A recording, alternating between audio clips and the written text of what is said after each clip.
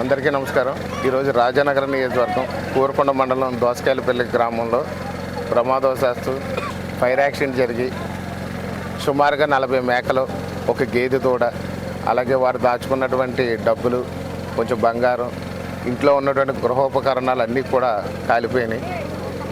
చాలా భయంకరమైనటువంటి fire accident ఇది. దాంతోపాటు పశువులు తినే గడ్డి కూడా 2 కుప్పలు కూడా కాలిపోవడం జరిగింది. స్థానిక కూటమి నాయకులు, తెలుగుదేశం పార్టీ తరపున మన మారన్ రాము గారు, ఇతర జనసేన పార్టీ నాయకులు, అలాగే కూటమి నాయకులు అందరూ తెలియజేసిన మీద ఇమీడియట్గా ఇక్కడ వచ్చి మేము పరిశీలించడం జరిగింది. ఫైర్ ఇంజిన్ ఇప్పటికే వచ్చి అదుపులో తీసుకుంది, పక్క ప్రమాదం జరగకుండా ఆపగలిగింది.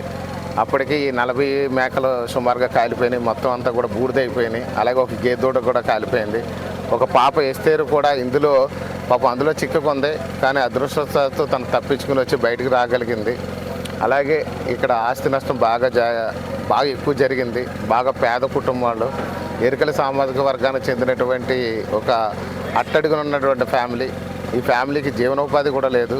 వారందరూ కూడా గడ్డి కోసుకోవడానికి వెళితే ఆ టైంలో ఈ ప్రమాదం జరిగి ఇన్ని జీవాలు చనిపోయి, ఇంత భయంకరమైన ఆస్తి మూగ జీవాలు కూడా చనిపోవడం జరిగింది. చాలా బాధాకరమైనటువంటి విషయం. ఇన్ని జీవాలు ఒకేసారి బూడిదైపోయినాయి ఇక్కడ కళ్ళెదురుగుంటానే. అప్పటికి ఫైర్ ఇంజిన్లు వచ్చి కూడా అదుపులో తీసుకున్నప్పటికి కూడా అప్పటికి జీవాలన్నీ కూడా చనిపోవడం జరిగింది. వారి కుటుంబానికి ఈ ప్రభుత్వం, కూటమి ప్రభుత్వం పూర్తి స్థాయిలో అండగా ఉంటుంది. ముఖ్యంగా వాళ్ళకి ఒక మేకల లోన్ వచ్చే విధంగా ఏర్పాటు చేస్తున్నాం. అలాగే ఒక ఇంటి స్థలంతో పాటు హౌసింగ్ లోన్ కూడా ఏర్పాటు చేస్తాం.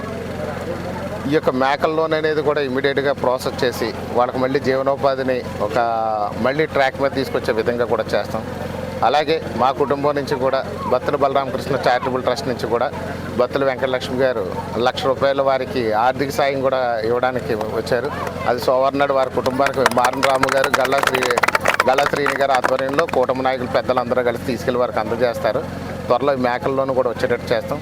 ప్రభుత్వ పరంగా ఏదైతే నష్టం వస్తుందో ఎలక్ట్రిసిటీ డిపార్ట్మెంట్ వాళ్ళని, రెవెన్యూ డిపార్ట్మెంట్ వారితో కూడా మాట్లాడి వారికి ఏదైతే అవకాశం ఉంటుందో అవకాశం ఉన్నంత మేరకు ప్రభుత్వం నుంచి కూడా వాళ్ళకి ఆర్థికంగా సాయపడే విధంగా చర్యలు తీసుకుంటాం.